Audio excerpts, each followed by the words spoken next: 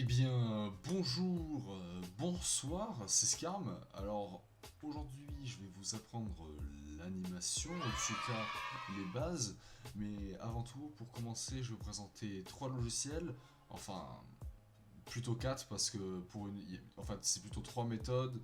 Et en fait, du coup, quatre logiciels. Du coup, on va commencer par une des premières méthodes. Alors, attendez, je baisse la musique. Voilà. Donc, pour commencer, nous avons le logiciel qui porte le nom de Medibank, anciennement Fire Alpaca. Du coup, vous créez votre fichier et là, c'est quelque chose d'assez. Alors, c'est très simple, c'est à la portée de tout le monde, mais c'est un peu une méthode assez longue. Donc, c'est ça le désavantage de cette technique. Donc, c'est simple, vous faites un calque, je sais pas si vous les voyez. Attendez, je vais bouger ça.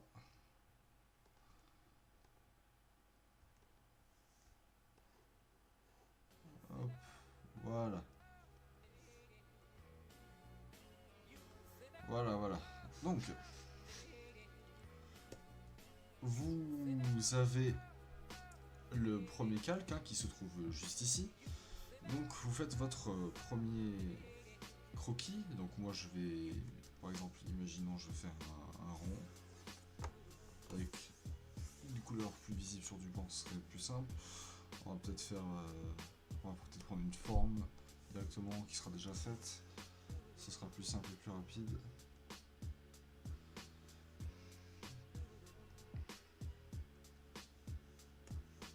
Non, on va faire comme ça. Alors imaginons, j'ai un rond. Voilà, donc vous avez votre premier rond et vous faites un deuxième calque. Puis vous faites en fait toutes les étapes de l'animation. Une étape correspond à un calque.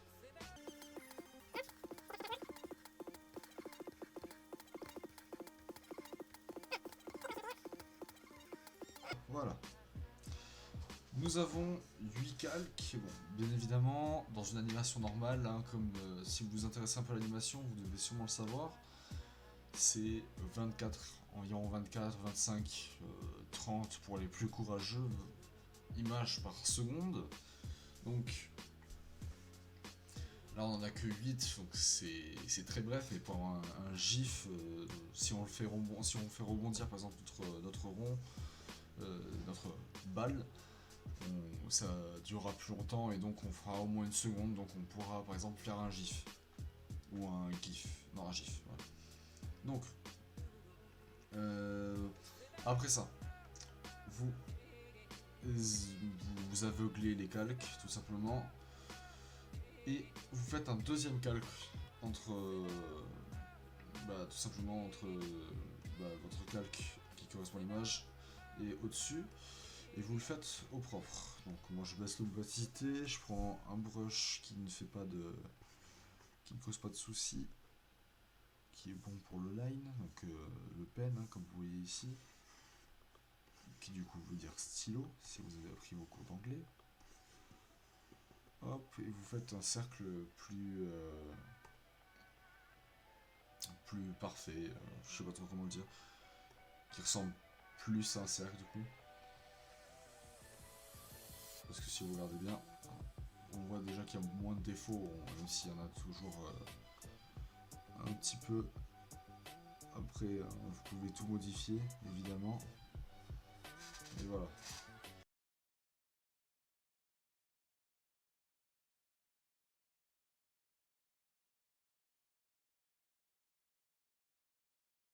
Et voilà. Donc, vous avez vos images correctement placées et, on va dire, propres. Voilà. Et donc, par-dessus ces calques, vous ajoutez vos couleurs. Donc moi, je vais faire quelque chose d'assez simple. C'est que je vais prendre l'outil pot de peinture, El Famoso pot de peinture, que vous trouverez sur n'importe quel logiciel. Et je vais tout éteindre. Alors, attendez. Enfin, éteindre. Désactiver la vision des calques. Et tout faire. Bah, au pire des cas, vous n'êtes même pas obligé de créer un calque au-dessus. Juste besoin de mettre la couleur.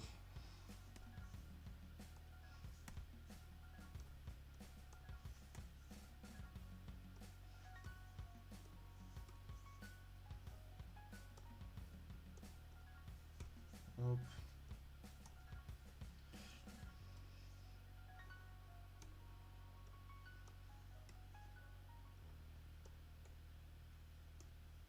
Et voilà. Après ça, chaque calque, vous les exportez. Alors, c'est très important que pour chaque exportation, vous mettez les images en mode PNG. Alors, attendez, je sais pas si vous voyez la fenêtre que j'ai. Non, vous la voyez pas. Du coup, je vais passer. Hop. Je vais passer en mode capture d'écran. Voilà. Voilà. Donc, vous voyez, vous êtes là. Déjà, vous désactivez cette option quand vous êtes sur PC, sur Medibang. Parce que sinon votre image sera très réduite et sera du coup en 64 pixels, enfin 64 pixels, donc 64 de côté, 64 de l'autre ici, voilà, donc le carré. Et donc vous allez dans format de fichier, vous choisissez PNG, PNG transparent PNG. Attention, pour que le PNG fonctionne, donc attendez, je vais exporter ça rapidement. Dossier tuto anime. Hop, on va enregistrer ici. Alors, faut que je... Non. On va dire 1. Et à chaque fois, on mettra... Ah non, merde, c'était la dernière. Bon, tant pis. On inversera quand on fera le montage. Donc, par contre, pour que ça fonctionne, le PNG, quand vous créez votre fichier, il faut que, au niveau de couleur d'arrière-plan, donc juste ici, vous cliquez sur... Vous ne cliquez pas sur couleur, sinon ça va être un fond principalement de couleur, donc même si c'est blanc, ce sera un fond de couleur blanc. Vous pouvez choisir tout ce que vous voulez. Et donc vous choisissez transparent, sinon ça ne fonctionnera pas, ça sera obligatoirement avec un fond, même si vous le mettez en transparent PNG. Et donc vous exportez, pour revenir à ce que je disais, vous exportez toutes les images.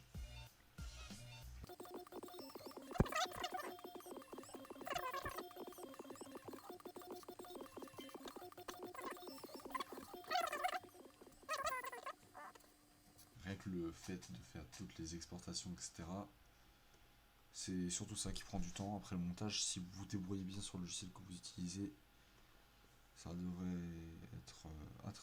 être bien. Hop, voilà. Et dernière image de fait. Donc, après ça, vous passez sur votre logiciel de montage. Donc, pour un logiciel de montage, moi je vous conseille tout simplement Adobe Premiere, parce que c'est celui que j'utilise et c'est celui auquel je suis le plus habitué. Et c'est tout. En soi, j'ai pas d'autres arguments, c'est parce que c'est un logiciel que j'ai appris tout seul et donc c'est celui qui me correspond le mieux pour l'instant. Donc animation.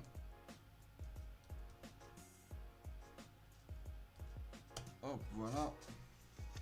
Je m'autorise juste à baisser un peu. Alors, le temps que le projet se crée, alors là, ce qu'on va faire, c'est qu'on va placer toutes les images une par une dans notre logiciel de montage, puis les, on va les remettre en fait. Je vais les mettre deux fois dans le logiciel de montage pour créer du coup quelque chose qui fait 16 images. Et à la rigueur, je pourrais faire ça autant de fois que je veux.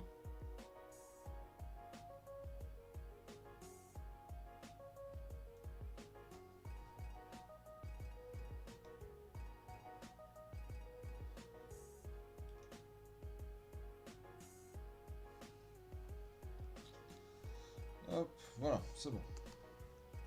Bon, j'ai pas le meilleur des PC, hein, enfin, celui que j'ai sur le côté, il gérerait mieux le logiciel, mais C'est celui-là que j'ai pour le tuto, parce que c'est sur celui-là que ma tablette fonctionne.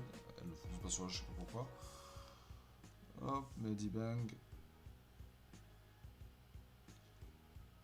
C'était quoi? Tuto anime, voilà.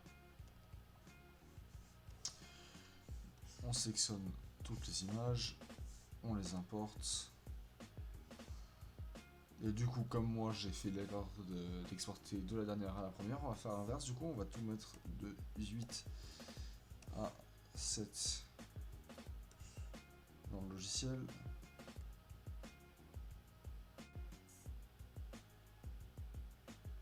What? Ah, attendez, petit souci de tablette. Voilà. Donc 8, 7. Alors, par contre, il va falloir réduire le temps des images, évidemment.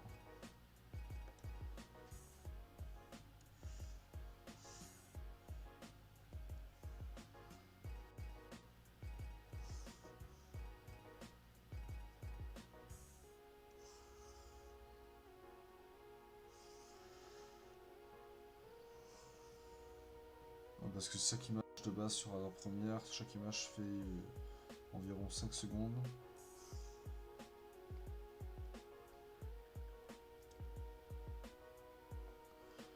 On va voir si le temps là est bon.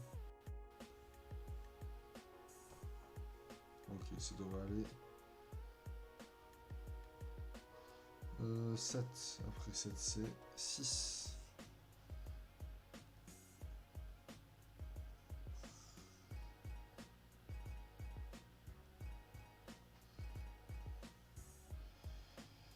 Euh, 6, 5. C'est important de nommer comme il faut vos fichiers, sinon vous allez vous perdre sûrement dans vos images, enfin à moins que vous soyez quelqu'un de très bien organisé.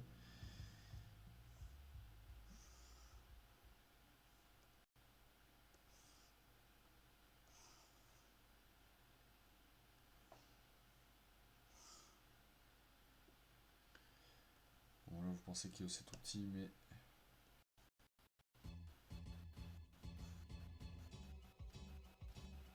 dites-vous qu'on a une seconde, hein, parce que j'ai mal fait mon... Vous me direz ça passe. Bon, ça sera très saccadé. Si ça passe alors que vous n'avez pas 24 images par seconde, c'est que ce n'est pas fluide. C'est pour ça en fait, les 24 images par seconde, c'est par rapport à la fluidité de votre vidéo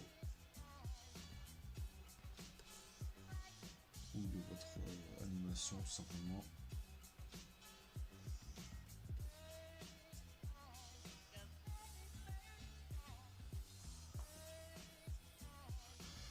Hop, et c'est la dernière. Bon, visiblement, je vais pas avoir besoin de faire copier deux fois parce que du coup, par rapport à ce que j'avais prévu au niveau du temps, ça passe. Donc, vous avez fait votre première animation. Félicitations. Bon, certes, ça reste saccadé. Vous voudriez que ça revienne, que ça remonte. C'est très simple. Vous copiez. Vous allez à la fin de ce que vous avez sélectionné, donc un peu plus loin, ici. Vous collez. Ah, ça ne fonctionne pas.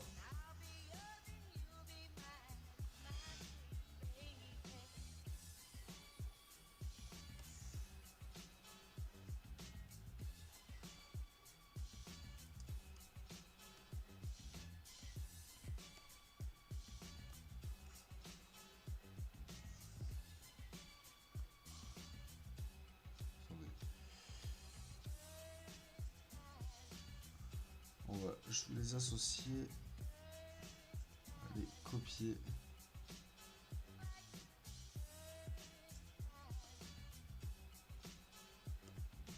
Et les coller, voilà. Les inverser.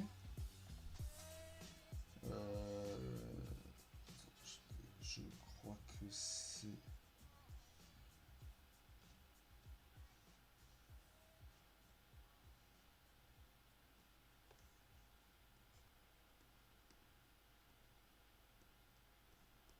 Non. Ok. Bah, du coup, ce que vous faites, c'est que vous sélectionnez ça. Bon, je les ai associés, du coup, je les dissocie. Et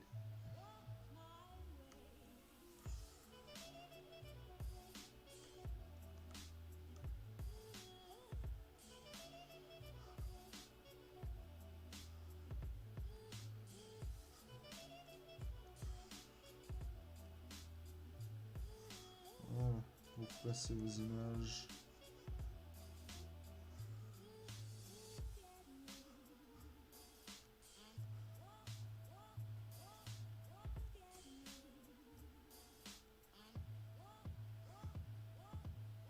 Alors rassurez-vous, le petit trait rouge là, ce n'est pas une erreur, hein, c'est...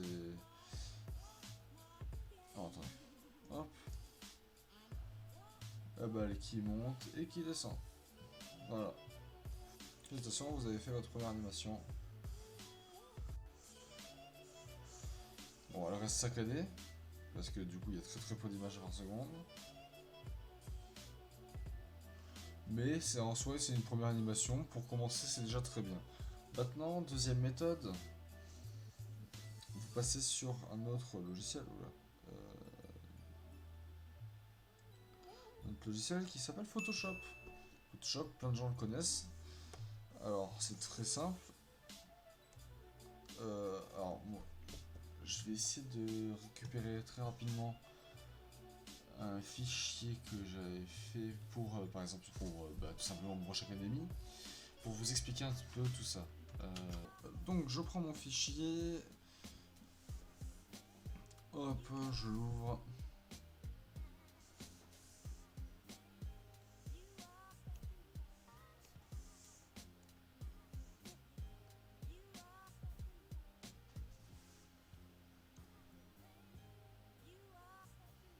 Et voici. Donc vous avez un fichier tout à fait normal. Voilà.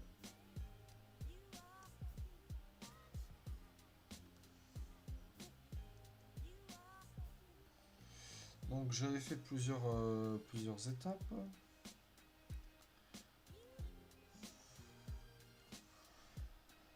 Alors, pour commencer, j'ai fait l'étape tout simplement du B. Donc, ce qu'il fallait faire de base, c'est que j'ai détouré chaque lettre. Donc j'ai détouré le B, le A, j'ai détouré le pinceau. Puis, donc, ça donnait... attendez.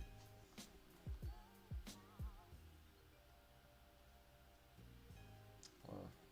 Donc, j'ai tout détouré, je les ai mis en place à la position qui correspondait. Puis, en fait, je suis parti de l'inverse. C'est-à-dire que non, j'ai pas effacé le... Si. C'est-à-dire que, pour commencer, on passe le pinceau sur un endroit, puis on fait ça, ça, et on a le B. Vous voyez? Du coup, je suis parti du B, j'ai pris la forme générale et à chaque fois j'ai tout effacé au début, puis j'ai effacé de moins en moins. De toute façon, vous allez vite comprendre. J'ai effacé de moins en moins, de moins en moins, de moins en moins, de moins en moins, de moins en moins.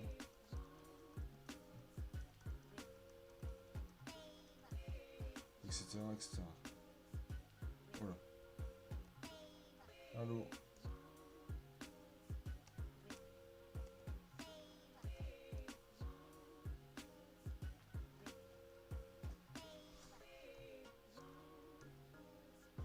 Vous voyez?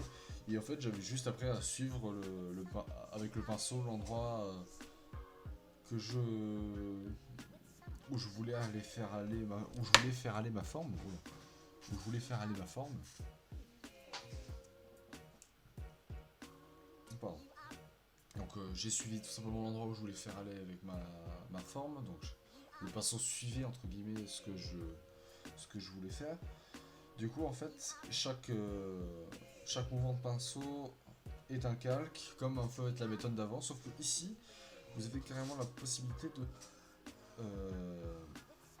faire le montage sur le logiciel, hein, sur Photoshop. Donc c'est simple, hein, pour faire apparaître cette fenêtre. Alors c'est soit vous allez ici, vous cliquez indispensable et vous avez je sais pas en fait du tout lequel de tout ça que c'est en fait, parce que je préfère utiliser le truc peinture et j'ai pas envie de me reprendre. Du coup vous faites fenêtre et vous avez ici, voilà, montage. Hop, je vais la faire apparaître. Hop, ici, montage. Vous avez votre fenêtre et vous faites vos images. En fait, donc si on zoome un peu, vous constatez que chacune de mes images, chacun de mes calques fait 2 frames. Voilà. C'est à peu près tout. Après, vous mettez, par exemple, moi j'ai mon fond ici qui fait toute la durée de l'animation, et vous mettez, voilà, et vous mettez à chaque fois votre calque qui correspond au moment. C'est-à-dire que tout doit se suivre, comme vous voyez vous voyez un tout petit bout un petit peu au-dessus. Là, voilà. Chaque fois que je passe une frame, donc voilà, là maintenant on voit ici, je passe une frame, hop, il y a un nouveau truc apparaît, je passe une frame à un nouveau truc, etc. Tout évolue. Hop, nous avons le B. Le B est là. Le B reste jusqu'à la fin de l'animation. Il y reste. Et là, on fait apparaître le A. Donc, vous faites l'animation du A et hop, le A est fini. Le A est fini, donc, comme le A est fini, le A, il est fini, donc il reste. Et là, c'est du coup le pinceau, par exemple ici, moi, le pinceau, il était comme ça au départ, au tout début, avant de faire toutes ces formes. Donc, à la fin, il faut qu'il retourne comme ça. Du coup, après, vous mettez votre mouvement de pinceau pendant que le A est toujours, hein, comme vous voyez juste ici. Et donc, vous faites tout vos mouvements de pinceau, et hop, à la fin, logo original. Plié, c'est gagné, vous avez fait votre gif pour votre logo Discord. C'est quelque chose de simple. Après, du coup, dernier logiciel, et pas des moindres, parce que c'est grâce à celui-là que je vais vous apprendre l'animation réelle. Donc, nous sommes sur Krita. Voilà. Krita. Krita, c'est un très bon logiciel. Il y a beaucoup de brush et d'outils. Je pense que c'est vraiment un bon logiciel. Donc là-dessus, dès que vous arrivez, si vous voulez faire que de l'animation sur ce logiciel, vous suivez ma souris, hop, voilà, ici, et vous cliquez sur cette petite icône, et vous cliquez sur animation. Sur animation, vous aurez du coup la timeline, ici votre petit cadre animation, vos calques, votre sélecteur de couleurs que vous pouvez déplacer évidemment. Ça je ne l'utilise pas. Vous avez vos calques, donc le background, donc par exemple, hop, vous faites juste une ligne, vous faites un nouveau calque, et c'est tout. En gros, vous ne touchez plus rien, parce que vous allez... Personnellement, moi je travaille sur un seul calque au début. Et ici vous avez tous vos outils. Donc l'outil carré, vous avez là c'est pour transformation, là vous avez un outil dégradé. Enfin bref, vous avez toutes sortes d'outils. Du coup, pour faire de l'animation réellement sur Krita, vous faites votre background, donc moi je fais qu'une ligne, c'est très simple. Et ensuite, vous prenez votre premier carré, ici, et vous cliquez sur cette image, sur cette icône qui est ajouter une image vide, comme vous pouvez le voir, ça s'inscrit à l'écran. Vous ajoutez une image vide, vous faites par exemple, moi j'aime bien les cercles, du coup je vais refaire un cercle. Je vais faire un cercle comme ça, ce sera mieux.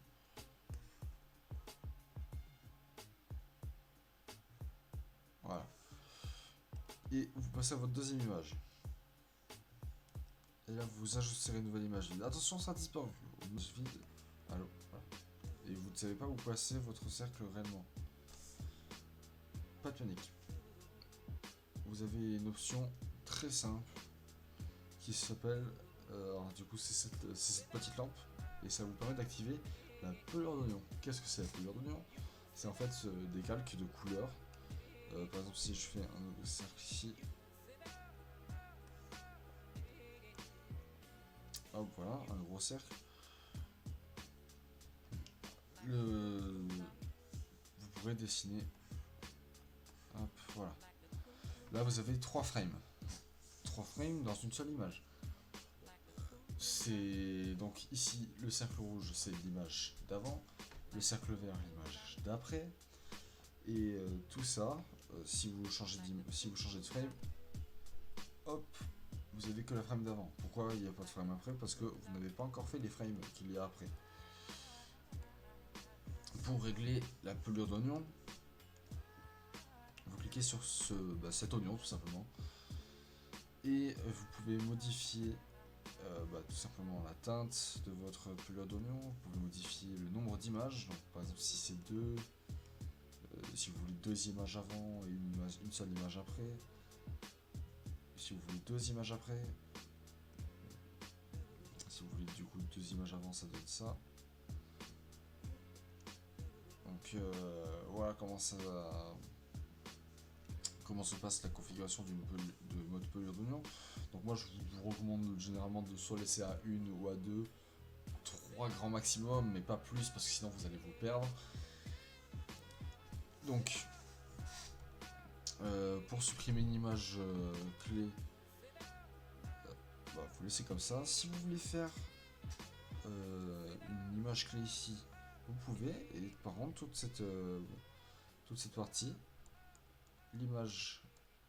toutes les images qui y aura entre du coup la frame 2 et la frame 9, ce sera tout simplement ce sera la même image que l'image 2 parce que sera copiée. Ici vous avez votre image vide. Hop, voilà. Et comme vous voyez, rien ne change jusqu'à l'image 9. Et hop, image 10. C'est l'image 10 qui prend le relais. Toute cette ligne continue jusqu'à qu'il y ait une nouvelle image prise. Ce sera votre image d'avant. Voilà. Là, je vous ai présenté les 3 logiciels. J'espère que cette présentation vous aura plu. La prochaine fois, ce que je vous montrerai, ce sera les bases tout simplement de l'animation.